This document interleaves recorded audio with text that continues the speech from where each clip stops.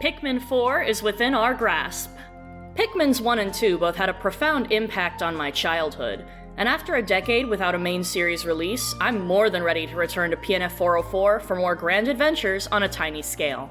However, I think one of the main reasons I'm excited diverges from much of the small but dedicated fanbase. While I'm eager to get back into the swing of things, and to learn more about PNF 404, its life forms, and its odd habit of crashing spaceships, one of the reasons I care so much about Pikmin is because of its characters. And Pikmin 4 may have more than all of the previous entries combined. So, to celebrate this momentous occasion, I wanted to look back fondly on my favorite character in the franchise so far. He is a man who towers above the rest in terms of sheer intrigue. A man with a personality, history, and troubles that lead me to wonder. A man with the near bottomless potential for fan interpretation, making me always come back for more. That man is Louie. Why are you looking at me like that? Hey, don't get me wrong. Olimar will always have a special place in my heart. He's a wholesome, well-rounded scientific family man, and there's a reason so many people gravitate to him. Additionally, the president cracks me up, and Alf, Brittany, and Charlie all have such fun dialogue and attributes that make them great. Louie, however, carries such a distinct energy that it's hard not to rotate him in my brain like microwaving leftover curry that somehow tastes better after being refrigerated. On the surface, I think he's hilarious and a fun companion to contrast with Olimar. But the more I learn about Louie, the more he fascinates me. I think all of the Pikmin captains apart from Olimar go underappreciated, but Louie often gets the shortest end of the stick due to his antagonist roles, either blatant or implied. Meanwhile, as far as I'm concerned, those are but small parts of his greater, compelling whole. What's up, Buttercups? My name is Scaletree, and today I'm sharing not only my first Pikmin video, but my first video in what I hope will be a series on compelling characters. These are not intended to be well-structured, in-depth character studies, but rather semi-structured batches of character info to demonstrate why I believe they're worthy of interest, whether you love them or not. For this episode, I researched Louie from Pikmin to dive into his history, his traits, and his in-game actions in an effort to try and explain why I think he's such a fun character to think about. First, some warnings. Since I'm going to make this video fairly robust, I will be diving into spoiler territory for the games Louie appears in. Pikmin 2 will be spoiled much more because A, I know it better, and B, Louie plays a smaller role in Pikmin 3. But both games will have at least some aspects of their endings spoiled. Your discretion is advised. Additionally, I haven't absorbed much external material and have never played Pikmin 3 Deluxe, meaning I've never had the chance to experience the Pikmin 3 Piclopedia, nor the side stories with Olimar and Louie. Therefore, I'd like to disclaim that the information one could glean from these sources will be mostly absent. That said, if there's anything from these sources that you feel contribute to or reinforce Louie's character beyond what I say in this video, please feel free to share in a comment. I love Louie, obviously. I want to study him. This is how I'm doing it. Also, if you haven't played a Pikmin game yet, I suggest you do. All of the main series titles so far are great, and now you can buy all of them on the Nintendo Switch. But enough talk. Let's don our spacesuits and go spelunking into the weird, wild world of Louie. We first meet Louie in the intro cutscene for Pikmin 2. The president of Hakatate Freight, the shipping company our protagonists work for, tells Olimar that the business is in massive debt. Supposedly, this is because Louie, quote, met a ravenous space bunny and his entire load of golden Pick brand carrots was eaten. Louie seems nonplussed and casually scratches his own hip as the president mimes the carrot catastrophe. Even in hindsight, this is an amusing first impression. It's like Louie isn't paid enough to care. That wouldn't surprise me. Shocked at the size of the debt, Olimar drops a bottle cap he brought back as a souvenir, and it rolls into Louie's feet. The camera pans up and Louie's eyes open, first to stare at the cap and then off-camera towards the company ship. While this serves its purpose to telegraph to the audience that something is about to happen from that direction, I find it curious that Louie does this at all. His brow is quirked too, like he's shooting the ship a look. Sure enough, moments later, the ship uses a tractor beam to pull up the cap and appraise its value. I feel like this moment is overlooked, because the way I see it, that glance could mean one of two things. Either Louie is eyeing the ship to check out this alien artifact, or he's expecting the ship to pipe up at its presence. In an email Louie can get from the president if the player's Poco count is under 3,000, it's revealed that he only worked for Hakatate Freight for about 3 months around the start of Pikmin 2. In that time before he sent to PNF 404, could Louie have become acquainted with the ship not just as a transport vessel, but as a person? This might be further supported by Olimar's notes in the treasure hoard for the Universal Comm, where he states that Louie and the ship both keep telling Olimar that he's way off target by concluding that this ring is a data monitor. Such a possible friendship can have fun fanon implications, and I think it's a bummer how underexplored it is. But we got sidetracked. Onward towards the tutorial. In true Pikmin game fashion, bumpy driving launches Louie from his cockpit and separates him from Olimar and the ship. After confirming his safety once comms are reestablished, Louie scales a slope and finds the red onion, which spawns a Pikmin sprout. His eyes bug in what I can only assume is total disbelief.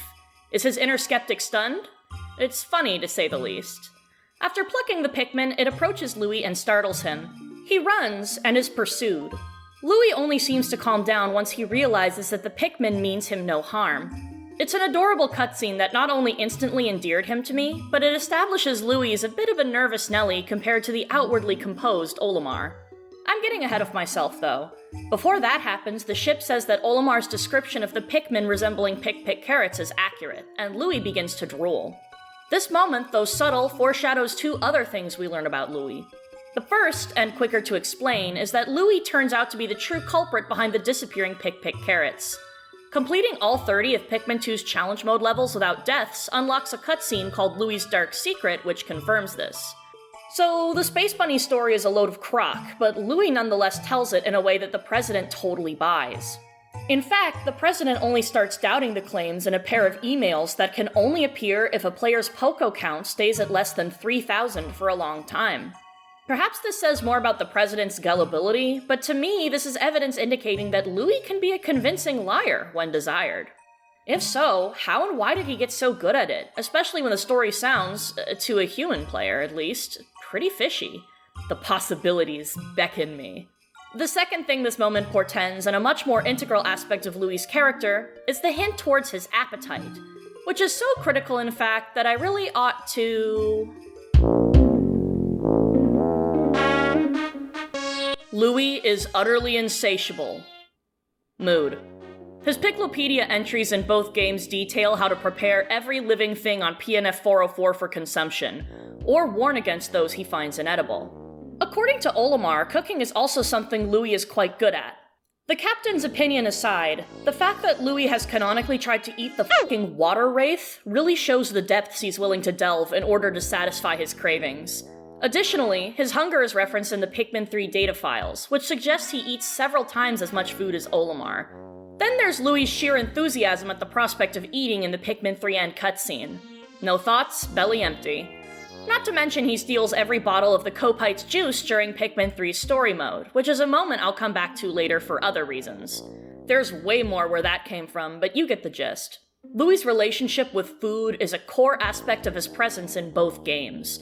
It's integral not only because it causes the entire plot of Pikmin 2 to happen, but also creates chaos in Pikmin 3. Why is this man so hungry all the time?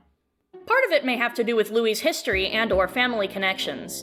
In an email that might appear when your Poco count is between 3,000 and 4,999, the president apologizes to Louie for eating all of the cookies that Louie's aunt sent her nephew in a care package. This implies to me that at least one member of Louie's family uses sharing food as a love language. In theory, this could extend to Louie as well. It's one of my favorite headcanons for him at any rate, especially considering how gluttonous he can otherwise be. I feel it would mean a great deal for him to share his meals or make them for someone else on his own accord. However, things aren't all sweet tea and cupcakes when it comes to food in Louie's family. More minorly, in his Piklopedia entry for the Raging Longlegs, Louie states that the musky creature is only suitable for serving to unpleasant in-laws. Oh god, it's so comically specific that I have to wonder if Louie has any such in-laws that came to mind while trying to eat it. By the way, we will go over Louie's Pikmin 2 Piklopedia entries and some Treasure Hoard entries a bit later. I just felt this worked best here. Back on topic, and much more importantly... Actually, I ought to put up a content warning on screen for what's to come. If either of these topics can be upsetting or triggering for you, I've also put up a timestamp on screen so you can skip ahead. Please take care of yourselves, okay? For those of you still here, are you ready? Because it's time to talk about Louie's grandma. In some of the emails we receive for Louie after he's left behind on PNF 404, yet another thing I'll get back to, Louie's grandma might encourage him to cook suspicious food before eating it. Okay. Or she might comment on how she would make him clean his plate as a kid. Getting more suspect. Or she might reminisce on how she would force Louie to eat bugs and plants outside because he hated playing there. Which... what? She's also still sending him, quote, preserved bug foods from home. And after Louie's rescued, she tempts him to return with bug juice. Delicious? Except, no, even when I attempt to set aside my sanity and ignore how Louie was forced to eat this kind of stuff, which he presumably didn't want, it might get even worse. In Pikmin 3, Brittany remarks about how surprising it is that Louie eats bugs, since she's under the impression that Hockatations are usually vegetarians. Now, if Louie is a good primary source when it comes to food, which is debatable, this is incorrect. He disproves it in his Piclopedia entry for the segmented Crobster, where he claims dessert meat is all the rage on Hockatate. If the fact that Louie eats meat somehow doesn't matter, whether it's bugs or not, the whole dessert aspect nonetheless makes me suspect that it isn't all that healthy. Admittedly, I think there are a lot of ways people can interpret this information, but depending on one's perspective, it can still mean that Louie was pushed from a young age to consume things that he isn't, or shouldn't be, built to process. At least, not in the quantities he clearly eats them. As a kid, I always figured his metabolism was just high, like Shaggy's from Scooby-Doo, but could what Louie ate as a child have something to do with his eating habits now? Is his body crying out for nutrients it isn't getting from the creatures he consumes? Am I looking too much into this? Maybe. I do know that some people headcanon Louie as having an ED, which I have no qualifications to talk about in detail. Nonetheless, I wanted to bring it up in this section since it fits best here, and it surely adds another layer of complexity into his interpreted character for people who have adopted it. Phew. That was a long and rather dark tangent. Welcome back to those who skipped. I promise when we get to the Pikmin 2 Piclopedia, we'll return to discuss Louie's present relationship with food, how he describes it in his own words, because I personally believe it's a lot less bleak than what I just went over. I think it's important that I talked about the darker parts of his history with food, though, so that all the cards are on the table. I think we could use a break from the bad, though. Let's get moving. I want to address a few other aspects of Louie's character that can be gleaned from Pikmin 2's emails, as well as do a rough little assessment of his music variants. A bit of reprieve is good for the soul, especially after that heavy detour. First of all, despite everything I just talked about, Louie still has a strong enough relationship with his grandma that he regularly keeps in contact with her before he's left behind. It sounds like he also writes to at least one other family member or family friend, given the we she references in her email. Again, this can have fascinating implications for Louie's character and how he interacts with his family. Speaking of his family, Louie has a dad too. We have no idea what their relationship is like, and Mom so far remains unmentioned, but hey! It's good to know he's in the picture somewhere. Personally, based on this email, I'm willing to bet Louie and his dad aren't close, since the grandma is nudging Louie to visit him. But there's plenty of room for speculation. Next, the president expects great things from Louie, and wants Louie to grow up to be like him. The implied kinship is fun, and it might even connect with the father aspect I discussed a moment ago. I know the fandom has decided that Olimar is Louie's adoptive space dad, but who's to say Louie can't have another? Finally, I want to shout out Louie's music variants. One of the things I love about Pikmin 2 that I wish they did with Pikmin 3 is how the dynamic music changes not only situationally, but between the captains. Now, I know very little about music theory and composition, but a comparison is in order because I feel like it's telling. I'm about to play 2 samples of the opening of the Awakening Wood area theme back to back. The first one is Olimar's, and the second one is Louie's. You ready to listen? Awesome. 3, 2, 1.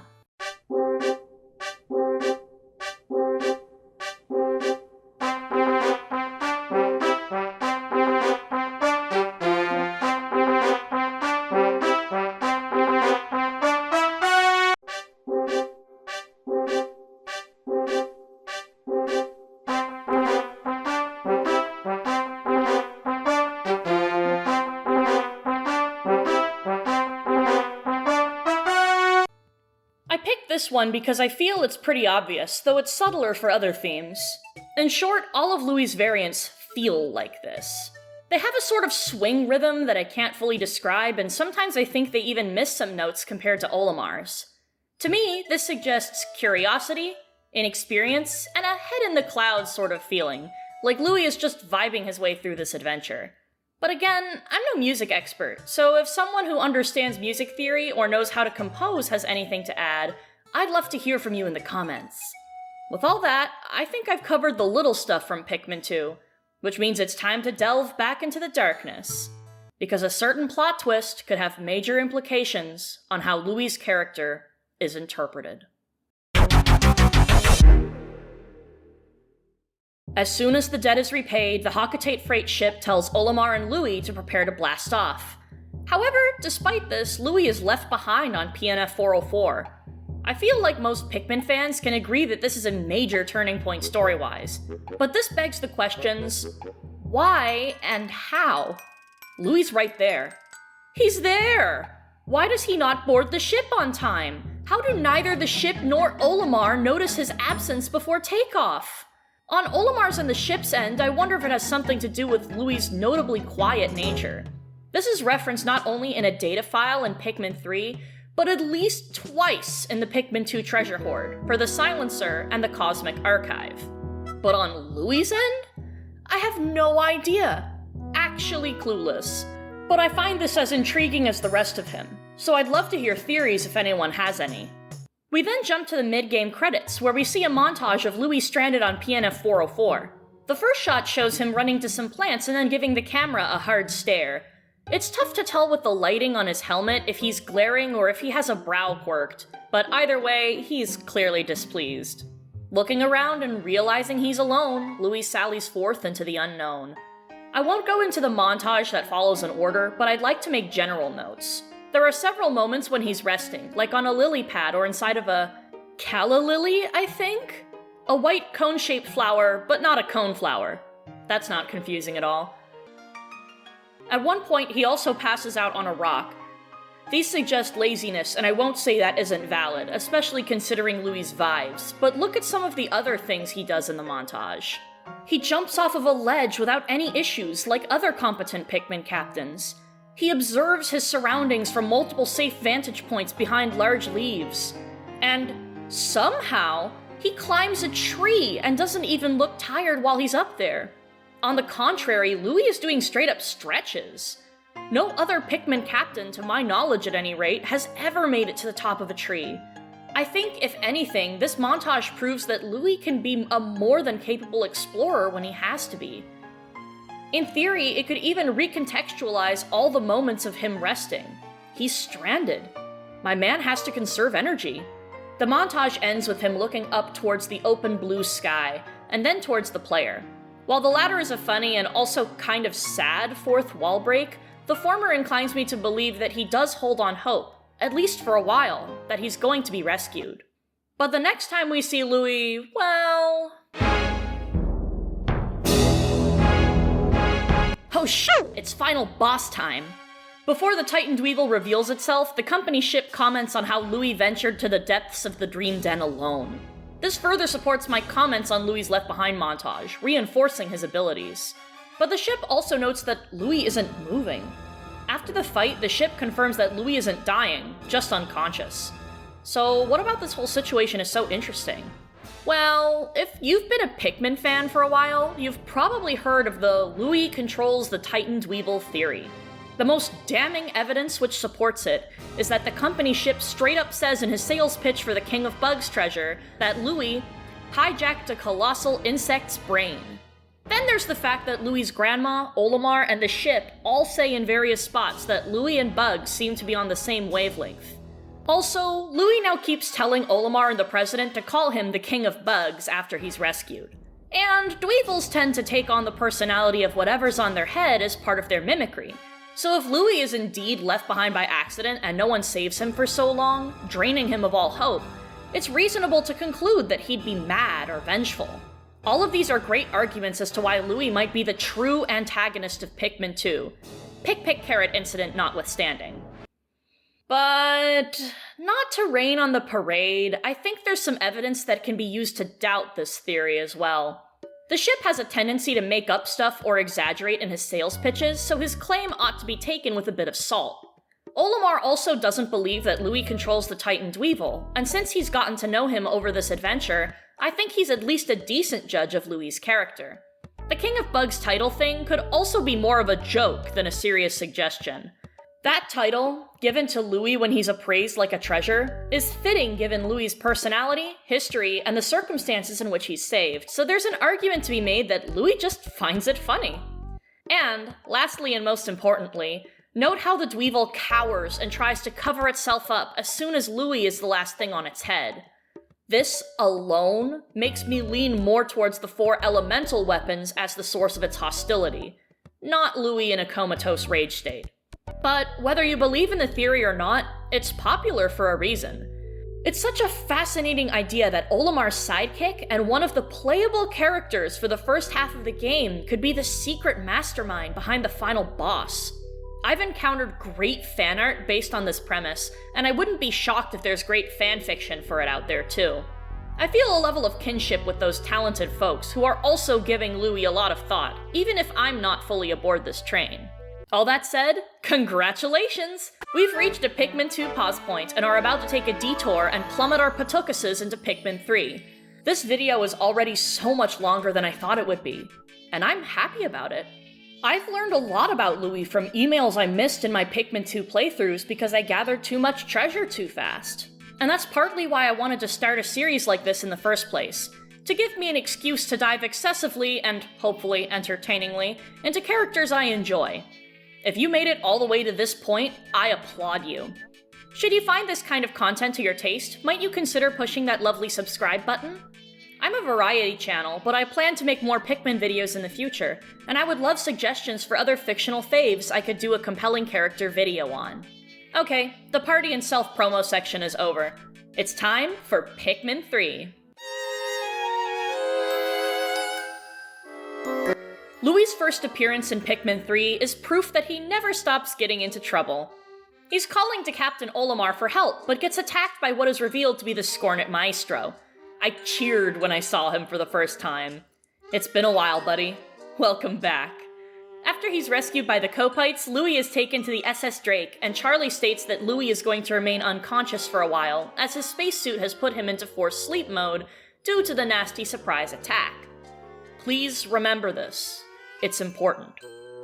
The following in-game morning, my favorite cutscene in all of Pikmin happens. I'm going to play the beginning of it in its unedited glory.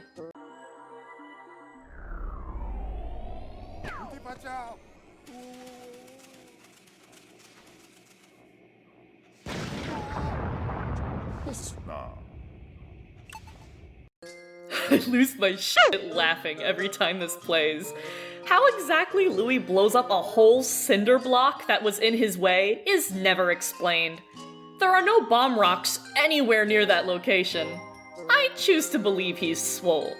Now, a lot of people get mad at Louie here because it's revealed that he stole Charlie's rubber ducky. Gasp! Oh, and literally all of the Kopites' juice, potentially dooming their entire civilization. That too. He throws a big wrench into Pikmin 3's gameplay for a little while as a result.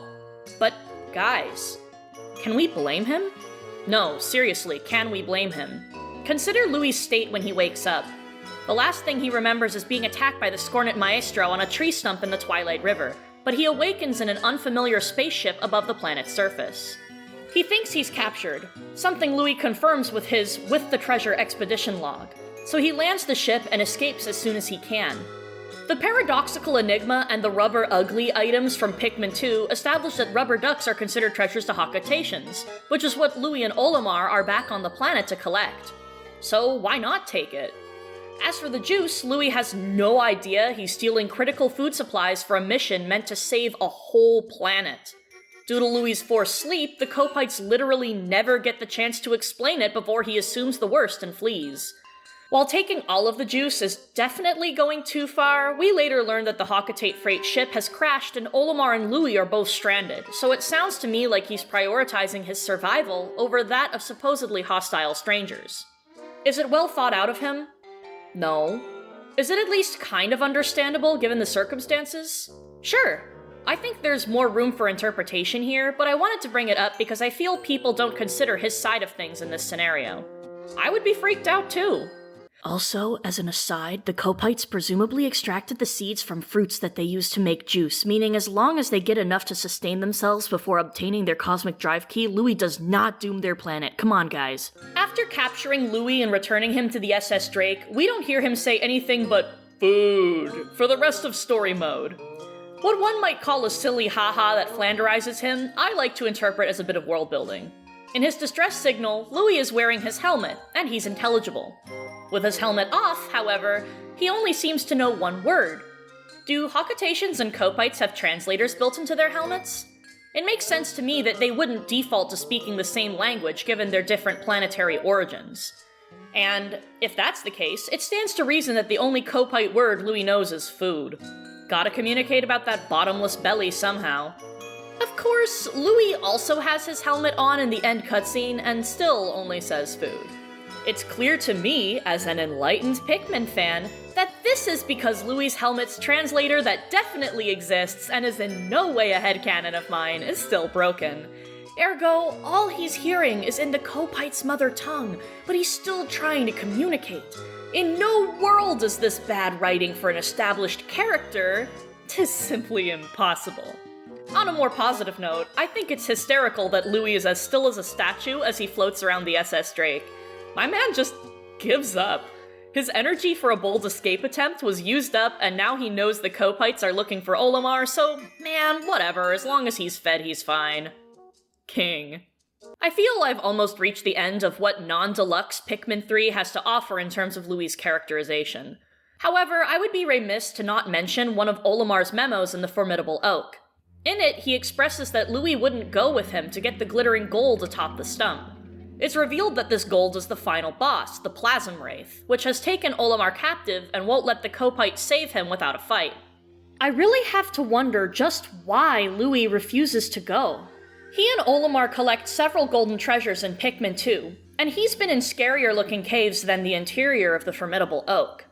There's no clear answer here, but some speculate that because Louie has allegedly eaten a portion of the Water Wraith, Louie gains some kind of ability to sense the presence of its Plasm Wraith cousin. Given how awful the Water Wraith is, yeah, I could see him wanting to steer clear. However, I couldn't find anything textual that backs this speculation up. Is there anything else that might have persuaded Louie that the Formidable Oak is a no-go? I have to wonder, and I'd love to hear if anyone has a hypothesis of their own. With that, we've now more or less wrapped up Pikmin 3. Lot shorter than Pikmin 2, I know, but Louie isn't one of the main playable characters here, so it's fine. But before I wrap up this video and summarize why I find Louie so fun to think about, I must discuss the only part of Pikmin 2 where we actually hear Louie speak for himself. That's right, it's the moment we've all been waiting for. It's Piklopedia time.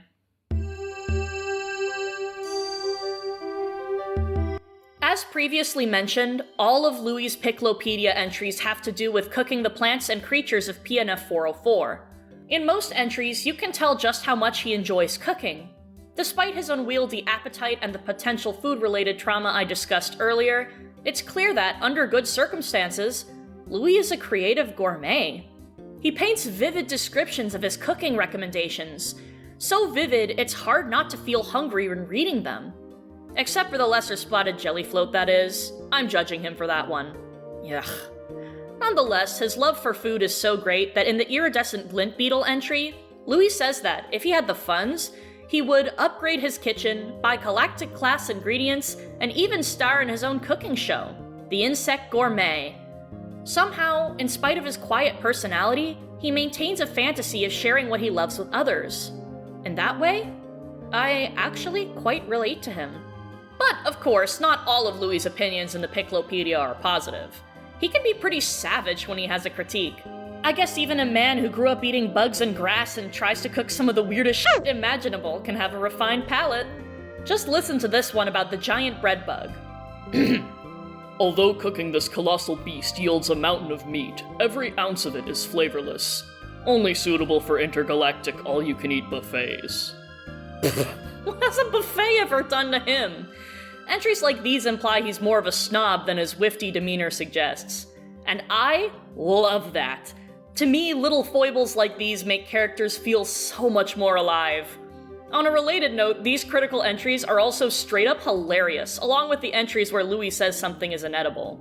Look, I know I've pointed out a number of places where he got a laugh out of me without ever saying a word, but in my opinion, Louie also has a great sense of humor. Just as a person. Especially when he plays food critic. Here are a few of my favorites. Queen Candy Pop Bud. Eating this flower leads to spectacular, breathtaking indigestion. Doodlebug. Looking for a flavor that will surprise and delight your guests? This beast's aroma may surprise your guests, but it won't be delightful. Clover.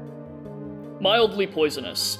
May result in nausea, headache, fever, fatigue, chest pains, paralysis, loss of bone density, moodiness, feral rage, sauciness, dilly-dallying, strokes of brilliance, and untimely doom. You see, it's entries like these that sometimes make me wish Louie had more of a spoken presence in the series. As far as I know, Pikmin 3 Deluxe stays true to his character in the sense that he remains mostly quiet outside of the Piklopedia, although I did find an intriguing dialogue snippet from a side story. Apparently, Louie enjoys solitude. Is he a loner? Why does that strike such a chord with me? I guess, at the end of the day, though I wish I could hear more from him, it's things like Louie being a quiet loner that are part of what make him so interesting amidst a cast of characters that are talkative and social. It's easy for this man to slip under the radar despite having a lot going on under the surface. Louie has a complicated relationship with his grandma and perhaps other family members whose existences are implied, which can lead down some bottomless rabbit holes. He's a glutton, yes, but he's passionate about cooking and dreams of sharing that passion with others, which, again, is something I relate to a lot as a creative person. Louie's also not given enough credit for being a capable survivalist by the end of Pikmin 2, and he may be closer to the chatty and sassy Hockatate ship or even the president than meets the eye. Louie's gut isn't just good for digestion, but also can steer him away from severe danger, even though he's otherwise a trouble magnet. He can be lazy, sure. He can give up quickly, okay. He might be a shockingly convincing liar and may have even taken control of the Titan Dweevil, cool. But Louie from Pikmin contains bizarre multitudes. He's not just some comic relief for Olimar to buddy up with. And who better to say so than Olimar himself? In his entry for the Conifer Spire treasure, he writes, I find myself returning to this planet yet again. This time, I must find and rescue Louie. I've been scouring the wilderness we landed on. Even as I scour this region, I can't help but feel lonely for my faithful sidekick, even if he does eat all the ship's onboard snacks. Faithful sidekick. That's what Olimar calls him. And that's how I viewed Louie for many years. Like a friend, plagued with vices, making mistakes, but still trying his best. I hear that Pikmin 3 Deluxe makes him out as more of a doofus, and has Olimar undermining his contributions in ways not present in Pikmin 2. And honestly, that's a shame. I think something was lost in translation in the 9 years it took to develop Pikmin 3 after Pikmin 2's release. When I started writing this script, I worried that by the end of it, there wouldn't really be much to go on. That Louie might have been a character I love only due to nostalgia, and there might not have been as many aspects up for interpretation as I thought. I feared I wouldn't be able to show why I like him so much. But now that I've come to the end, my fears have been alleviated. I learned more about Louie than I ever did before researching this video, and each new little nugget just made me like him more. I'm genuinely getting emotional writing this. While I'm not holding my breath, I can't help but hope that he might at least cameo or be referenced in Pikmin 4. I want the same for the President, Alf, Brittany, and Charlie, but I think I'd be over the moon to know that somewhere out there, Louie is still a quiet little enigma of a man, hopefully enjoying a hearty meal and not committing accidental space crimes. Even if he is, I'd be excited, because Louie from Pikmin still manages to be a compelling character. With that, I believe we've reached the end of this video.